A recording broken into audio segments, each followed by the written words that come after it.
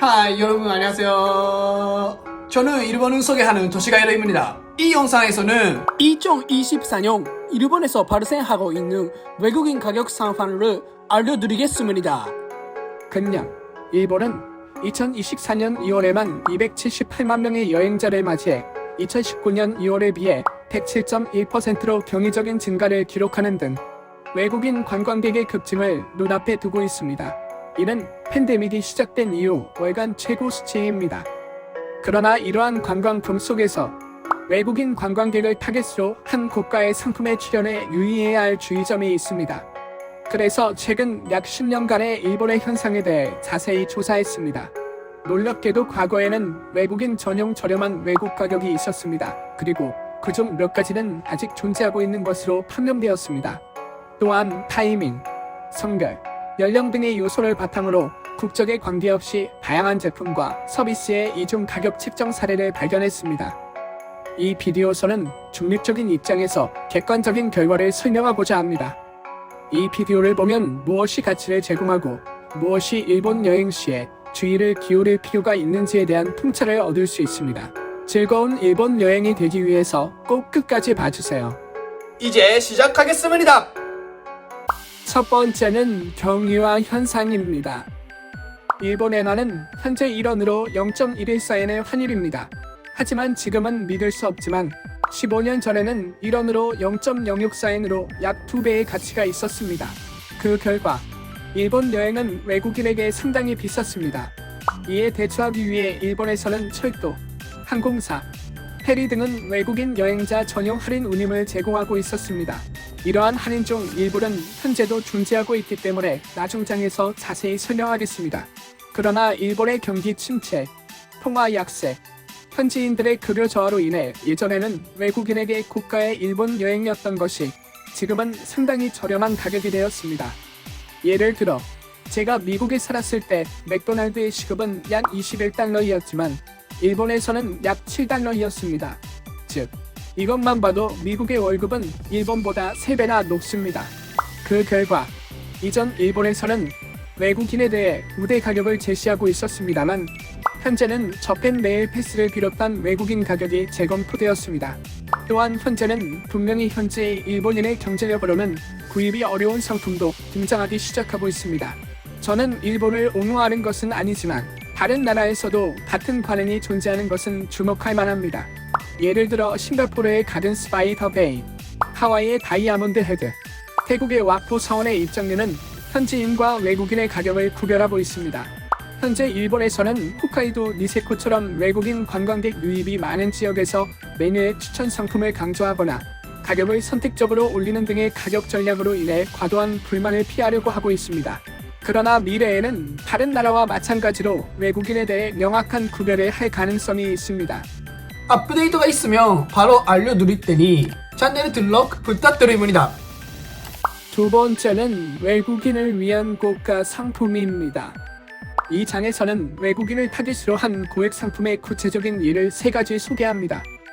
먼저 도쿄의 부요스 어시장에서의 해물덮밥에 대해 이야기해봅시다. 최근에는 7,000엔, 14,000엔, 심지어 18,000엔짜리 해물덮밥의 판매가 시작되고 있습니다. 이러한 가격은 일반 일본인이 생각하는 저렴한 가격을 크게 추가하고 있습니다만 놀랍게도 외국인 사이에서는 상당히 인기가 있고 번영하고 있는 것 같습니다. 다음은 가르는으로 유명한 홋카이도의 니세코입니다. 여기에는 3,000엔 이상의 라면이 판매되고 있습니다. 게다가 현지 편의점에서는 봄 페리뇽과 같은 고가의 샴페인을 제공하고 있으며 분명히 외국인을 타깃으로 하고 있습니다. 또한 보충적으로 일본의 수도 도쿄에서 아르바이트를 하는 것보다 여기서 아르바이트를 하는 것이 급여가 높습니다. 마지막으로 교동 체인점으로 유명한 요시노야에 대해 이야기합시다. 외국인 관광객을 위한 약 100개 점포에서 요시노야는 2,000엔에서 2,500엔의 인바운드 메뉴를 도입했습니다. 품질은 알 수 없지만 일본의 기준으로 생각하면 상당히 가격이 비쌉니다. 요시노야에 가면 그런 메뉴를 건네받을 수 있을지도 모릅니다. 단, 걱정하지 않으셔도 됩니다. 일반 메뉴에서 주문하실 수 있습니다. 구체적인 여시나 기타 요청 사항이 있으시면 코멘트 부탁드립니다. 세 번째는 외국인을 위한 저가 상품입니다. 여기에서는 일본인과 비교하여 외국인을 위한 저렴한 서비스의 구체적인 예를 3가지 소개합니다. 우선 저펜 레일 패스로. 이것은 신칸센을 포함한 일본의 철도망을 정액으로 무제한 이용할 수 있는 티켓입니다.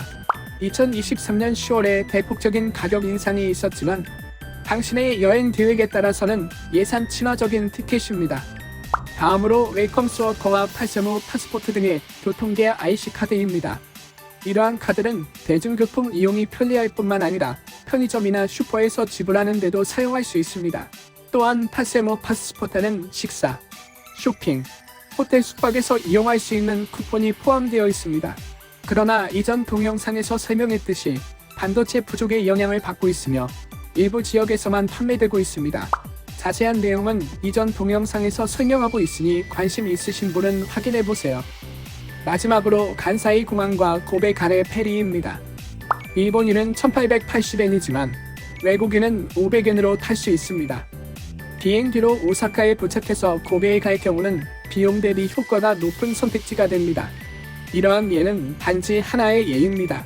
구체적인 여시나 기타 요청 사항이 있으시면 코멘트 부탁드립니다. 네 번째는 일본인을 포함한 이중 가격입니다. 본창에서는 국적을 불문하고 일본에서 발생하고 있는 이중 가격에 대해 타이밍, 연령, 성별의 3가지 요소를 바탕으로 설명합니다. 우선은 타이밍에 대해서입니다. 예를 들어 레스토랑에서의 서비스 가격은 평일과 휴일, 심지어 점심과 저녁 식사 사이에 크게 변동할 수 있습니다. 특히 점심 식사는 저녁 식사의 발행 이하의 가게도 있습니다. 싸고 맛있는 것을 먹고 싶다면 평일 점심을 추천합니다. 다음으로 연령에 관한 고려 사항입니다. 일반적으로 어린이, 성인 및 고령자, 보통 65세 이상에게 할인이 제공됩니다. 이것은 관광지, 유원지, 수족관, 온천, 목욕탕 등의 입장료에 적용됩니다. 이러한 할인을 이용할 때는 여권 등의 신분증 제시가 필요하므로 잊지 말고 지참하시기 바랍니다. 마지막으로 성별입니다. 놀랄지도 모르지만 일본에서는 여성이 특별 할인을 받을 수 있는 서비스는 많이 있습니다. 여기에는 레스토랑 식사 할인, 여성 한정 특별 요리, 영화관에서의 여성의 날 지정 할인 등이 포함됩니다. 저는 75개국을 여행한 적이 있지만 성별에 따라 이 정도로 노골적인 가격 차이는 본 적이 없어요. 이러한 성별에 따른 요금 설정은 다른 나라에서는 드물다고 생각합니다. 여성 여행자는 이러한 기회를 이용하여 저렴한 가격으로 일본 여행을 즐겨야 합니다. 저는 남자라서 여자가 정말 부럽습니다. 5번째는 오사카에서의 관광색입니다. 이 장에서는 당신이 현재는 지불할 필요는 없지만 미래에 지불할 가능성이 있는 비용에 대해 이야기하겠습니다. 2024년 3월 일본 정부는 오버 투어리즘 문제 대책의 일환으로 오사카를 방문하는 관광객에 대한 관광세 도입을 검토하고 있다고 발표했습니다. 이는 오버 투어리즘에 대처하고 도시 미화에 기여하기 위한 조치라고 합니다. 전 세계에서도 이러한 대처는 실시되고 있으며 일본도 그 나라들의 반열에 오르려고 하고 있습니다. 예를 들어 인도네시아는 2024년 2월부터 발리를 방문하는 외국인 관광객으로부터 15만 루피아의 관광세를 징수하기 시작했습니다. 오사카에서의 관광세의 개시 예정은 2025년 4월로 2025년 4월 개시 예정인 오사카 엑스포의 개최 예정일과 맞추고 있습니다. 단, 이것은 아직 검토 중이며 변경될 가능성이 있다는 점에 주의해야 합니다. 업데이트 되는 대로 다시 알려드릴게요. 2024년 일본에서 발생하고 있는 외국인 가격 상황은 어땠나요? 댓글로 여러분의 생각으로 공유해주세요. 저의 채널을 구독하고 좋아요 버튼을 눌러주세요. 다음 영상에서 또 만나요. 안녕.